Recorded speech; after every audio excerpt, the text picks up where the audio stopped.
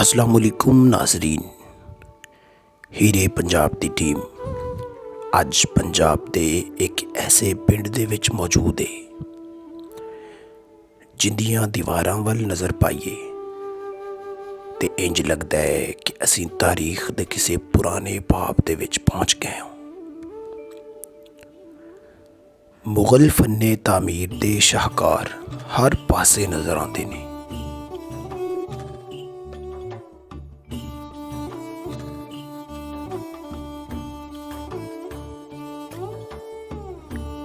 इस पिंड का पुराना नाम कुतुबपुर, लेकिन अज असीं इनू सिख मजहब के एक पुराने बजुर्ग के नाम के नाल जानने हुण ये कुतुबपुर पिंड भूमन शाह है।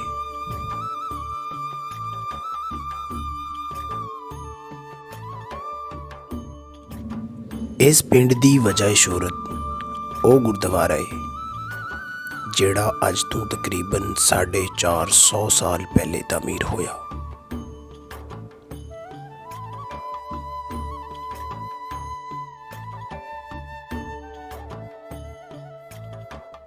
बाबा भूमन शाह 14 अप्रैल 1687 दे विच पंजाब के एक छोटे जे पिंड बहलोलपुर विच पैदा होए।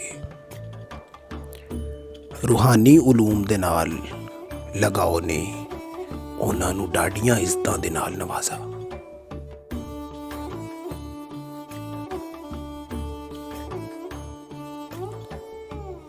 सिख मजहब के एक अजीम बुजुर्ग के तौर ते अज उन्हां दी पहचान मौजूद है।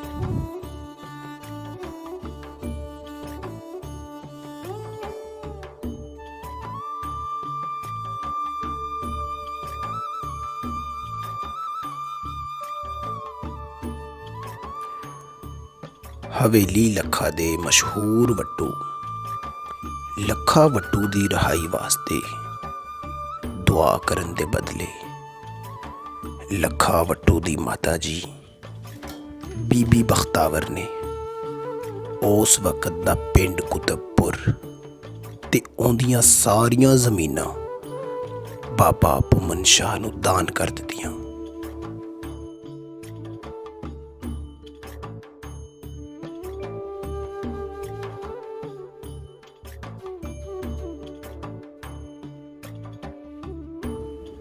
अज इस गुरुद्वारे के अंदर खलो के असी महसूस कर सकने कि ये जगह किन्नी अहम सी ते किन्ने शौक दे नाल इनू तामीर किया गया।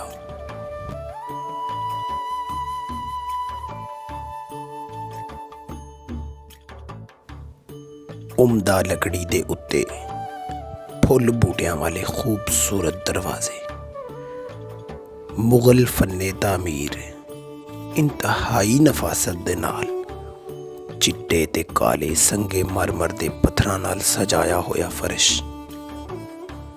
अपनी कशिश अज भी रखता है।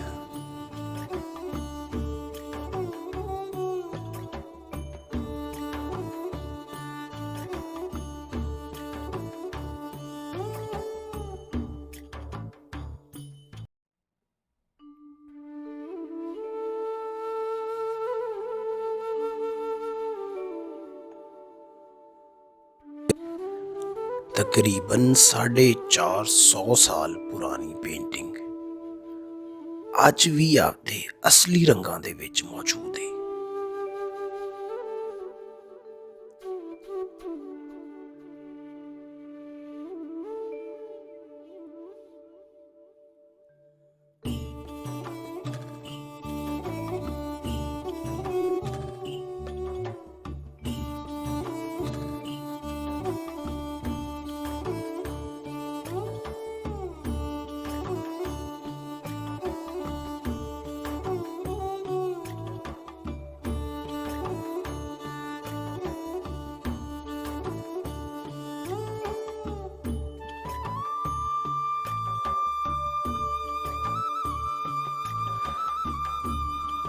किला नुमा मजबूत दीवारां,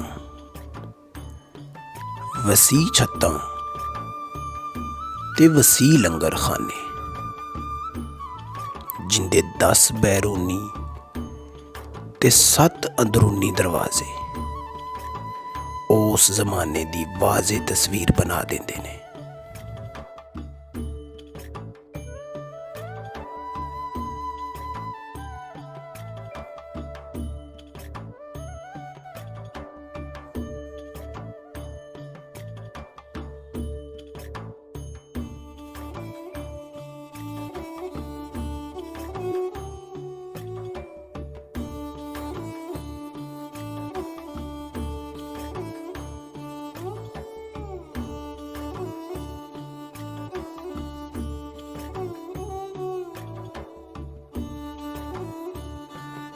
वसीओ अरीज़ मेहमान खाने हर आन जान वाले भगतां ते मुसाफरां दी कई 100 साल तक सेवा करते रहे,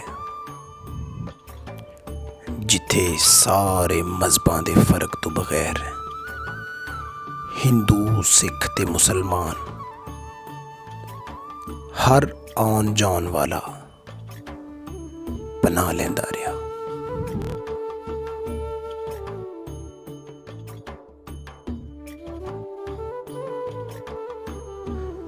अज ये दरबार महकमा औकाफ दे ज़ेरे असर है।